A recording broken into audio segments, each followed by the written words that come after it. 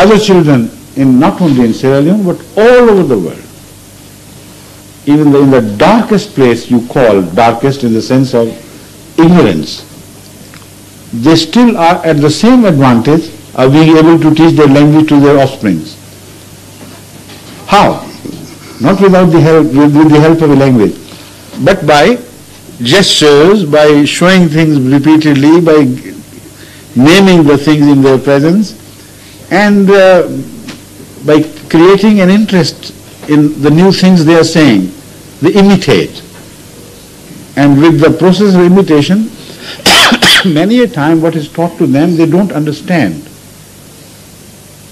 And the parents go on and on and on. They don't care where they understand. They know they would ultimately understand. Because this is how Allah has taught us the system of teaching languages. You know what, layer after layer of some knowledge is laminating the brain cells at different scales, different levels. These layers do not become prominent to the person whose mind is being, provided with some layers of some knowledge. Because most often it begins its journey from a lower place in the brain, which is called unconscious or subconscious brain. The child seems to be does not seem to be learning anything. You say, come on here, come beat me, oh my darling, come and hug me. And he doesn't know. But he responds to gestures, of course. But after a while, when the level rises to the level of his consciousness, suddenly he begins to speak. So that is the measure and the style which I have adopted for teaching Urdu and other international languages to the world of Ahmadiyya. And with the grace of Allah, already within a few months, a Ghanaian has started expressing himself and learning things from me in Urdu. An Arab is doing it so efficiently, it's surprising. A Russian who sits in my class, you will see, he has started not only understanding ordinary things, but he begins to participate in jokes, which is a matter of later order, later period. And they are all very happy, they are enjoying this process of learning. So imagine when we proceed to full 1 year, inshallah, and when we represent these cases, these programs, with the help of other languages as well, simultaneously with them, then inshallah, Ahmadiyya will be the benefactor of the world also in the art of teaching languages. Right? Yes, inshallah. Hazel, yes, if you please, I just want to make a supplementary. Yes.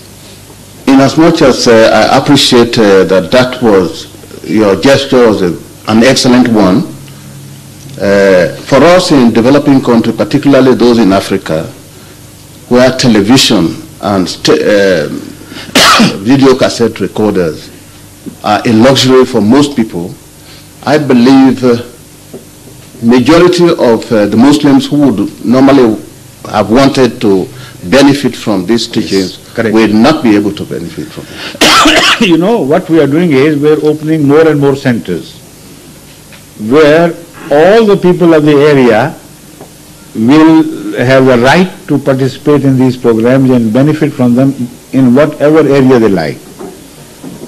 So we'll, sort of advertise the fact that anybody interested in learning German, this, that, and Urdu as well, may come to the Ahmadiyya Center on certain times, and he doesn't have to pay anything from his pocket for that.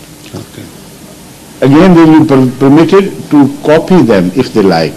If they can afford videos, they can prepare copies and use them as they please. We will not forbid them to use them privately like other television programs are most often forbidden for the ordinary people to copy and reproduce. So this way, inshallah, gradually, it will begin to spread, the benefit I mean. Thank you, sir. Thank you. Yes, please. Bismillahirrahmanirrahim. Could someone just this? I'll do it myself. Assalamu alaikum wa rahmatullahi wa barakatuh. Wa alaikum assalam wa rahmatullahi wa barakatuh. Are you from Somalia? I am indeed, yes. No, yes. Right. I am. That's right. Your Yes. stature and the style and bearing Well, is telltale. I still do believe in African structures. Please. The question that I do have, or the questions that I would rather say, is what is the evidence in the Holy Quran which states there will be a Messiah, Right. and specifically from the I'll community? The second one is, what's the solution to the You see, violence? the Holy Quran, speaking of the old Messiah, says that he would be a muscle for the future period, and all Muslim scholars interpret it as the revisit of Messiah to this world. You see, according to the Holy Quran, Jesus Christ would become a muscle for the future. How could he be a muscle if he doesn't somehow reappear? The issue is not whether he himself, no, whether any Messiah would come or not. All Muslims agree he would come.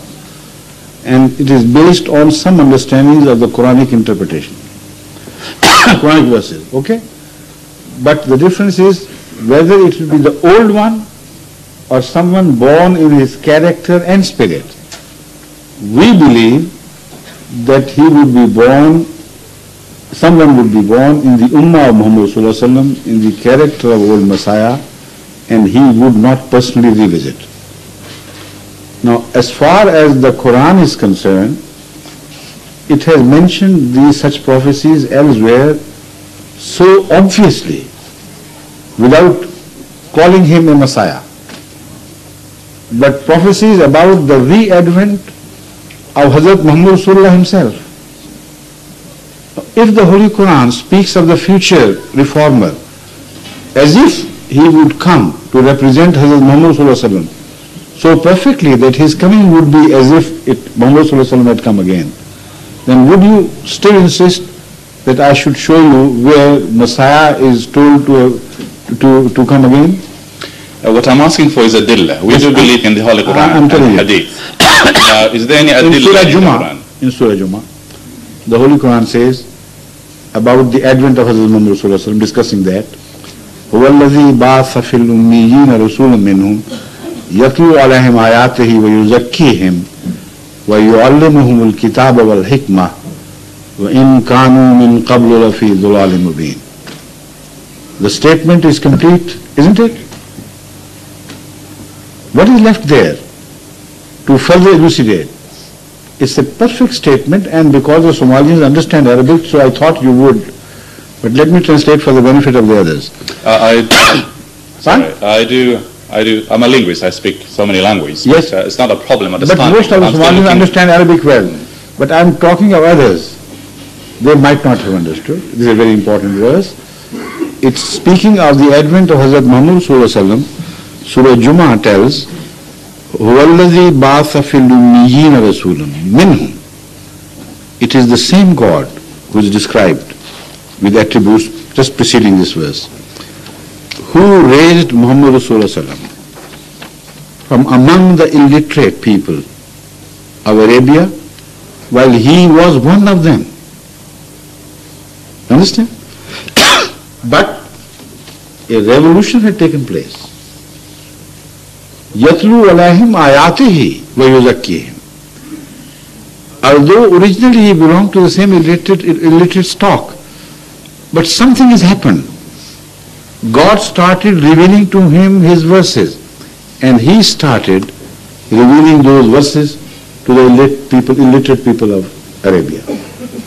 No longer he remained an ignorant person, because he received light from Allah himself. Yatlu alayhim ayatihi, he recites the verses of Allah upon them. Wa yuzakkihim, and in the same process purifies them. Wa yu'allimuhumul kitaba, and he teaches them knowledge of the book. Wal hikmah, and the wisdom of the book as well. The underlying wisdom which is